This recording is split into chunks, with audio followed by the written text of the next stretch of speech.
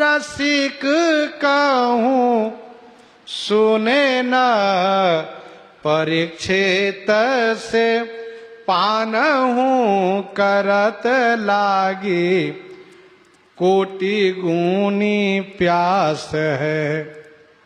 स्वामी श्री प्रियादास जी कहते हैं कि श्री परीक्षित जी जैसे श्रवण रसिक को हमने सुना ही नहीं। श्रवण रसिक, कोई धन रसिक, कोई रूप रसिक, कोई नाम रसिक, कथा श्रवण रसिक, कोई संसार रसिक, भाई जो जिस रस में डूबा हो वह उसका रसिक है। श्रवण रसिक श्री परीक्षित जी। कल हम लोग दृष्टांत के माध्यम से श्रवण कर रहे थे। एक दो श्रोता ऐसे लोग भी होते हैं कि वे अच्छे रसिक नहीं होते हैं, अच्छे श्रोता नहीं होते हैं। श्रोताओं के बारे में भी हम लोगों ने सुना कि 4 श्रेष्ठ श्रोता होते हैं, 4 अधम मध्यम श्रोता होते हैं। एक श्रोता ऐसे थे, होड़ल ग्राम के श्रोता थे, कथा श्रवण के लिए जाते थे वे, और कथा सुनने जाए तो व्यास जी के पास में बैठे हुए। कुछ लोगों को बड़ा शौक होता है कि नहीं हम कथा व्यास के पास में बैठे, तो लोग देखे तो समझे कि हाँ बड़े बाबू हैं, दूर बैठेंगे तो लोग समझे कि नहीं नहीं ये कुछ नहीं है। तो एक मान सम्मान की बात होती है। अब सेठ है वे, सोचे हम पास में बैठे। बहुत वर्ष पहले की बात बताऊं, जब दास वेद मंदिर में कथा सुनाता था तो एक आए सज्जन, उन्होंने कहा कि महाराज जी कथा सुनने को तो मेरी इच्छा, लेकिन मेरी प्रतिष्ठा है, अब मैं पास में तो बैठ नहीं सकता हूँ, लोग देखेंगे बताओ। तो उन्होंने कहा कि ठीक है, आ जाया करिए मंदिर के आड़ में, उधर बैठ के सुन लिया करो, ध्वनि प्रसारण यंत्र लगा ही है, आप कथा में सामने मत बैठिए, लोग देखेंगे नहीं, मंदिर के पिछवाड़े बैठ के सुन लीजिए, कोई आपको देखे ना सुन के चले जाया करिए। अब क्या किया जाएगा। फिर सुनते सुनते बाद में उनको बड़ा उमंग हुआ, बड़ा उत्साह हुआ, तो फिर उन्होंने ही प्रस्ताव रखा कि नहीं महाराज जी अब सुनिए, परिवार को हम सब बोलेंगे, आप मत बोलिए। हमने कहा ठीक है। तो इस तरह से कुछ लोग होते हैं। तो ये श्रोता महाराज सेठ थे, अब ये कथा सुनने जाएं, व्यास जी के पास बैठे, और बैठे पास में झुकनी लिया करें, बैठते झुकनी शुरू हो जाए उसको। तो कुछ लोगों ने मना किया कि देखो आप कथा में आओ, थोड़ा अगल बगल बैठ लो। कहा क्यों पीछे क्यों बैठूं, मैं सेठ हूं, यहाँ का जाना माना सेठ हूं। अच्छा ठीक है। कपड़े का व्यापार था उनका। एक दिन दुकान में ग्राहक आया और बात चल रही थी, तो वे कह रहे थे कि नहीं हमको 10 गज चाहिए, कहते नहीं 9 गज दूंगा। उस समय की बात है, 1 रुपये में 10 गज, ये कहते 9। बात बनी नहीं तो इन्होंने लड़के से कहा सुनो दे देना कपड़े, बाद में अपना बातचीत करके, और ये चले आए कथा में, क्योंकि कथा का समय हो गया था। बैठना है व्यास जी के पास तो फिर जल्दी जाना भी जरूरी है। बैठ के कथा शुरू हो गई, और कथा शुरू हो गई, इसको नींद आ गई। तो फिर उसी में दुकान का हिसाब किताब शुरू हो गया। अब वो ग्राहक कह रहा है कि हाँ हमको 10 गज, ये कह रहे 9 गज। तो बगल वाले सुन रहे कि ये क्या 10 गज 9 गज कर रहा है। इसके बाद थोड़ी देर के बाद कहा उसने, क्योंकि कुछ लोग सपने में बोलते तो बाहर भी आवाज आती है, सपने क्रिया बाहर भी दिखती है। तो कहा सुनो ना तुम्हारा ना हमारा, बीच का 9.5 गज दूंगा। कहा ठीक है दे दो। तो अब कपड़े के थान से फाड़ने वाली बात आई। तो उस दिन व्यास जी को कोई नया दुपट्टा दिया था, नया गमछा दिया था। अच्छा वो गमछा नीचे की ओर लटक भी रहा था, तो वो हाथ घुमाया कपड़े लेने के लिए, सपने में ही वो देख रहा है, और उसके लिए सपना में सही है दुकान पर बैठा है वो। तो व्यास जी के दुपट्टे पा गया वो, और जैसे पाया वो फिर चीर दिया। देखने वाले लोगों ने कहा क्या सेठ जी क्या कर रहे हो। और फिर जिसने दुपट्टा दिया था, गमछा दिया था, उसको तो बड़ा कष्ट हो, बताओ मैंने आज ही दिया और आज ही इसने फाड़ दिया। तो लोगों ने कहा क्यों क्या करते हो तुम। कह रहे मैं क्या करता हूं, मैं दुकान में कपड़ा फाड़ रहा था, मैं तो भूल ही गया कि मैं कथा में बैठा हूं। ऐसे श्रोता न रहे तभी ठीक है। ये श्रोता लोगों का भी ध्यान बंटवाते हैं और कथा में आनंद नहीं आने देते हैं। कथा में बैठे हैं, हम गा रहे हैं, झुपनी ले रहे हैं, ये ठीक बात नहीं है। तो श्री परीक्षित जी महाराज पानहु करत लागी कोटि गुनी प्यास है। 5वें दिन श्री सुखदेव जी ने कहा कि आपको भूख नहीं लगती है क्या, प्यास नहीं लगती है? कहा नहीं, ये भूख प्यास ऐसी चीज है कि किसी को छोड़ती नहीं है। एक राजा ने पंडितों से पूछा, क्यों विद्वानों, सबसे बड़ा कष्ट जीवन में क्या है? तो सबने अपनी अपनी मति के अनुसार विवेचन करना शुरू किया। एक ने कहा, महाराज सबसे बड़ा कष्ट यह है कि भूख लग जाए भोजन न मिले, प्यास लग जाए पानी न मिले, इससे बड़ा कष्ट और कुछ नहीं है। वासुदेवम जरा कष्टम कष्टम निर्धन जीवनम पुत्र मरणम महाकष्टम कष्टात कष्ट तरम क्षुधा। ये भूख सबसे बड़ा कष्टदायी है। भूख न जाने बासी भात, भूख बहुत लगी हो तो कैसा भी मिल जाए उसमें दोष नहीं देखता। पेट भरा, अरे ठीक नहीं है, ठीक से बनाया नहीं इसने, तमाम सारे दोष। अब भूख लगी हो और बड़े भाग से मिल जाए, फिर क्या कहना है। तो श्री सुखदेव जी ने कहा, क्यों परीक्षित जी, आपको भूख नहीं लगती? कहा नहीं महाराज, आप चाहें तो परीक्षा कर सकते हैं, मुझे कोई भूख प्यास नहीं है। मुनि मन माझ क्यों हूं आवत न ध्यावत हूं, वही गर्भ मध्य देखी आयो रूप रास है। श्री परीक्षित जी कोई सामान्य बालक नहीं है, ये सामान्य राजा नहीं है। श्री परीक्षित जी सामान्य राजा नहीं है। तो श्री परीक्षित जी वह हैं जिन्होंने गर्भ में ही भगवान को दर्शन किया है। जिन ठाकुर जी को दर्शन करने के लिए जिति पवन मन गो निरस करी, मुनि ध्यान कबहुक पावहीं, मुनि मन माज क्यों आवत न ध्यावत हूं। ध्यावत हूं माने ध्यान करने पर भी मुनि के मन माज माने मन में किसी प्रकार से वह स्वरूप नहीं आते हैं। जन्म जन्म मुनि जतन कराए, लगे हैं, पूजा कर रहे हैं, पाठ कर रहे हैं, सत्कर्म कर रहे हैं, कर्म कांड कर रहे हैं, ज्ञान कांड कर रहे हैं, ध्यान कर रहे हैं, तभी कभी कहीं भगवान ध्यान में आ जाए। और जब आ जाए तो फिर बड़े भाग की बात है। मुनि मन माज क्यों हूं आवत न ध्यावत हूं, वही गर्भमाद, उन्हीं श्री ठाकुर जी को सच्चिदानंद घन भगवान श्री कृष्ण चंद्र जी को गर्भ में दर्शन किया, देखी आयो रूप रास। ये श्री परीक्षित जी है। कथा इस प्रकार की है। भगवान श्री कृष्ण अजात शत्रु श्री युधिष्ठिर जी महाराज को, देखो श्री युधिष्ठिर जी महाराज को अजात शत्रु कहा गया है। वे किसी को अपना शत्रु नहीं मानते थे। छल पूर्वक उनके राज्य को ले लिए थे। भगवान श्री कृष्ण उनका राज भी दिलवाए, और जो अपराधी थे श्री द्रौपदी जी के, उन सबको भगवान श्री कृष्ण दंडित भी किए। श्री युधिष्ठिर जी महाराज को पूर्ण रूप से व्यवस्थित करके, सुरक्षित करके, यज्ञ आदि करा करके, सब कार्य संपन्न करके, जब श्री कृष्ण द्वारिकापुरी के लिए प्रस्थान करना चाहते हैं, रथारूढ़ होते हैं, उसी समय में श्री अर्जुन कुमार अभिमन्यु की पत्नी श्री उत्तरा चिल्लाती हुई, रोती हुई श्री कृष्ण भगवान के सामने आती है और कहती हैं, हे द्वारिकाधीश, हे जनार्दन, हे गोविंद, आप मेरी रक्षा कीजिए। आप देखिए, ये जो जलता हुआ बाण है, ये मुझे जला डालेगा। मैं जल जाऊं, मेरा नाश हो जाए, इसकी चिंता मुझे नहीं है।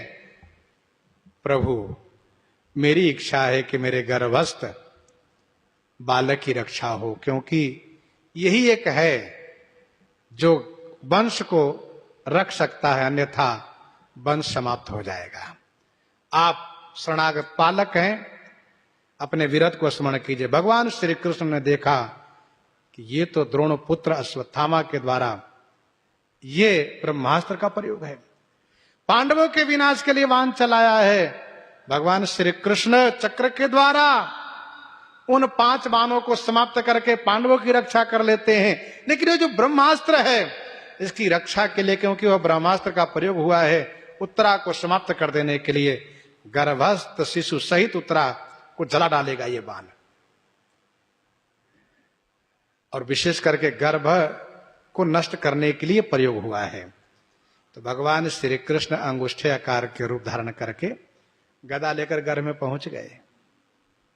परीक्षित जी ने वहीं टुकुर टुकुर देखा।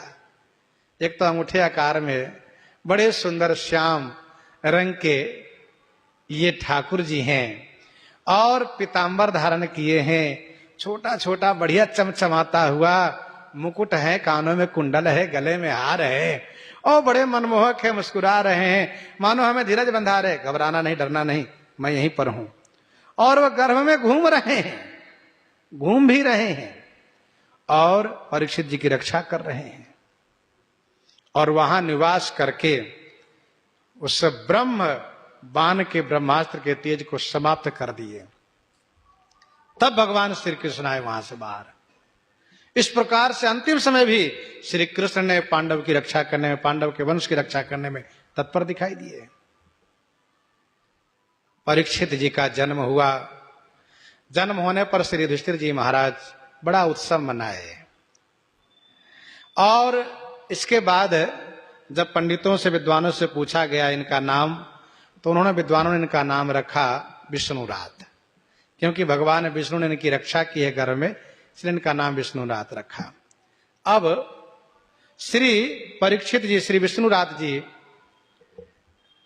प्रायः श्री युधिष्ठिर जी महाराज के गोदी में, दादाजी गोदी में रहते हैं, बहुत संतुष्ट, बहुत आनंदित रहते हैं।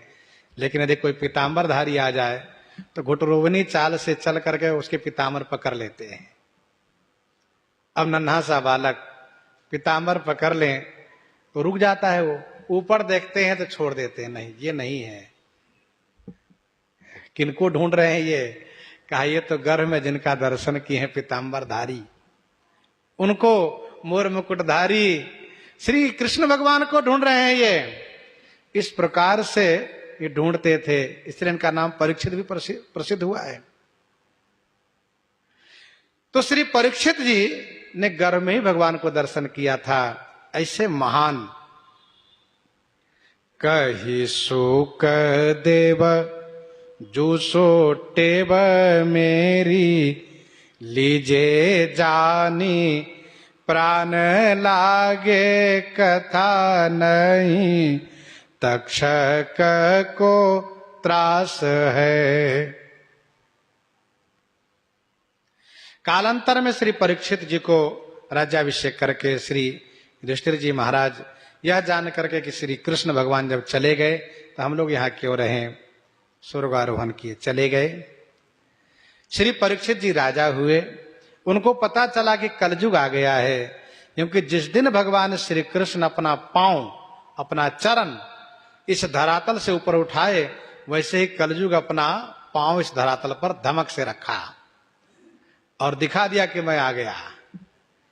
वैसे आ तो पहले गया था, लेकिन वह डर के मारे नहीं प्रकट हो रहा था, क्योंकि श्री कृष्ण भगवान है। जैसे उन्होंने भूमि को छोड़ा वैसे वे आ गए। श्री परीक्षित जी को पता चला और उन्होंने जैसे जाना तो खोजना शुरू किया। एक दिन शिकार में गए थे तो उन्होंने देखा कि एक जगह बढ़िया दूध के फेन के समान रुई जैसे कोमल शरीर वाले एक वृषभ है, जिसका 3 पांव कटा है, एक पांव पर खड़ा है, कांप रहा है, और एक नीच उसको लात से मार रहा है। उसी बगल में एक गऊ है जो बिल्कुल त्रस्त है, आंसू बहा रही है, उनको भी प्रताड़ित कर रहा है। तो श्री परीक्षित जी को लगा कि यही कलयुग होगा। मेरे राज्य में, मेरे दादाजी के राज्य में इस प्रकार से अनाचार, अत्याचार होना, इस प्रकार से अधर्म होना, ये कलयुग ही है। उन्होंने जोर से डांटा और उस वृषभ को, गौ को अभय प्रदान किया। और फिर श्री परीक्षित जी ने पूछा उससे, तुम कौन हो? उसने जैसे श्री परीक्षित जी की प्रतिभा को, तेज को देखा, कांप गया कलयुग, बाप रे इसके सामने मैं सामना नहीं कर सकता हूं। बड़ा होशियार था वो, तुरंत शरणागत हो गया। त्राहिमाम, रक्षा कीजिए, मैं वही हूं जिसको लोग कहते हैं कलयुग। तुम ही कलयुग कहां? हाँ तुम कलयुग तो हो ही, क्योंकि यह काम तुम ही कर सकते हो। श्री परीक्षित जी ने पूछा है वृषभ से, तुम्हारी ऐसी दशा किसने की है? उन्होंने किसी का नाम नहीं लिया। कहा महाराज आप स्वयं बुद्धिमान है, समझ लीजिए। कोई कहते काल, कोई कहते कर्म, कोई कहते स्वभाव, कोई कहते गुण।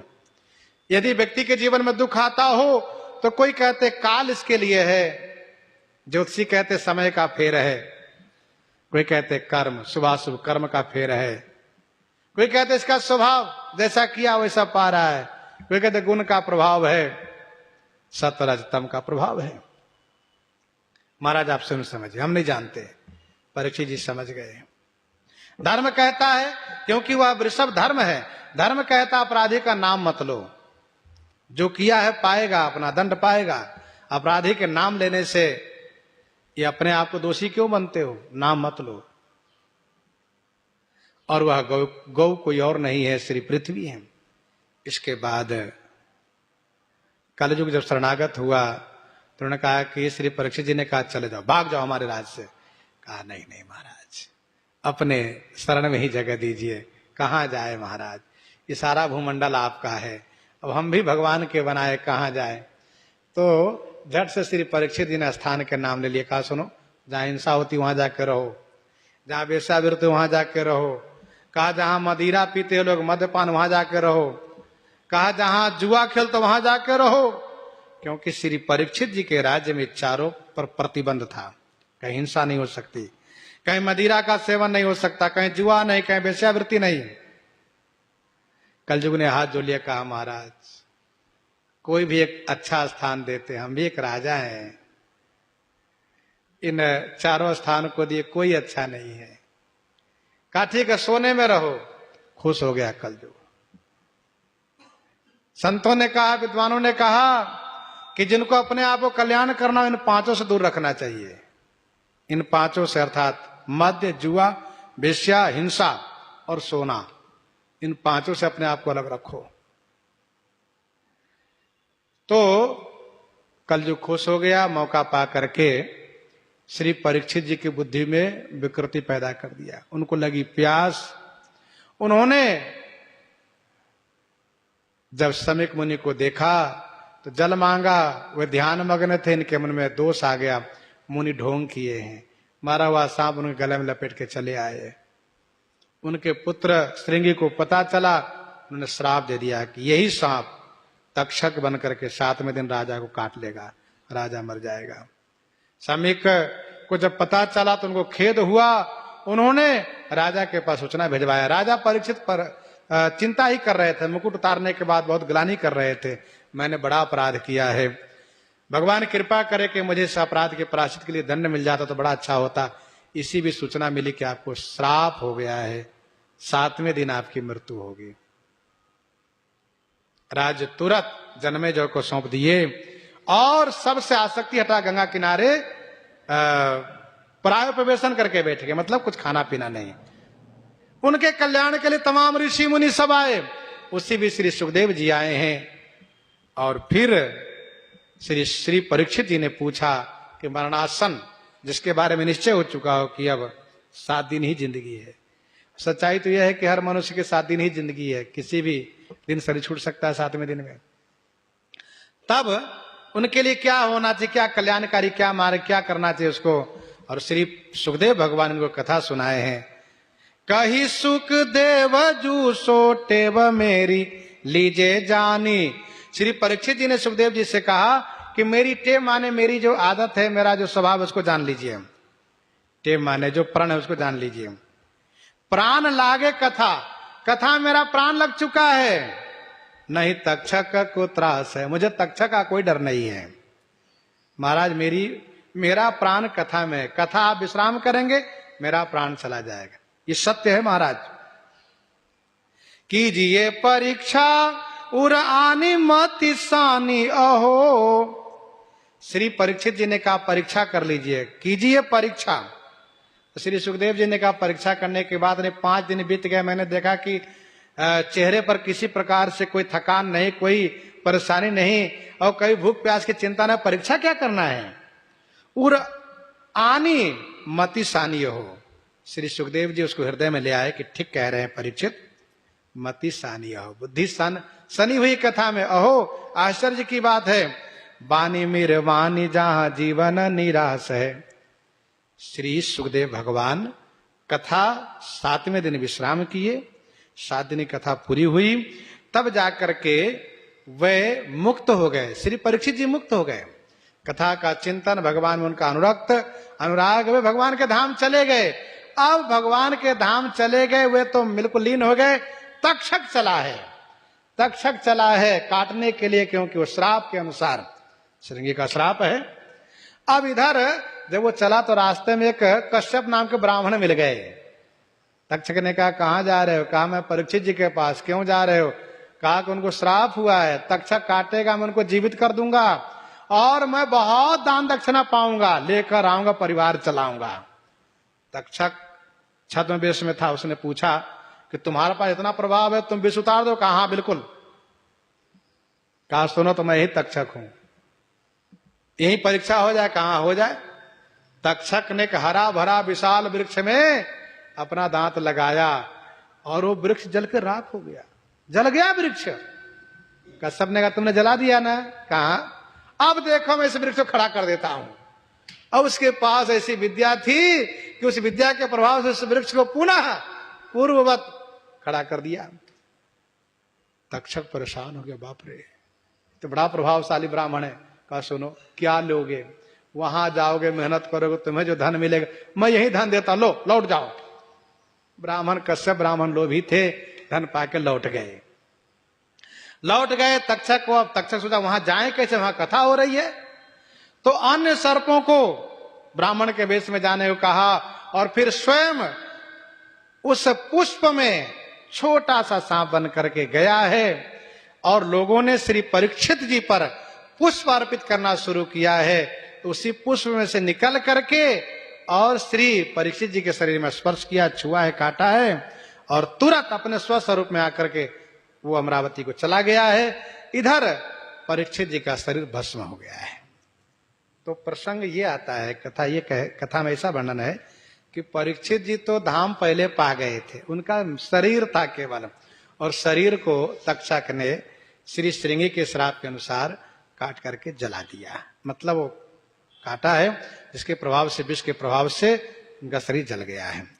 तो कीजिए परीक्षा उरा आनी मति सानी हो, बानी भी रमानी जहां जीवन निराश है। इस प्रकार से श्री परीक्षित जी कथा है। इन्हीं के साथ आज सीताराम सीताराम सीताराम सीताराम सीता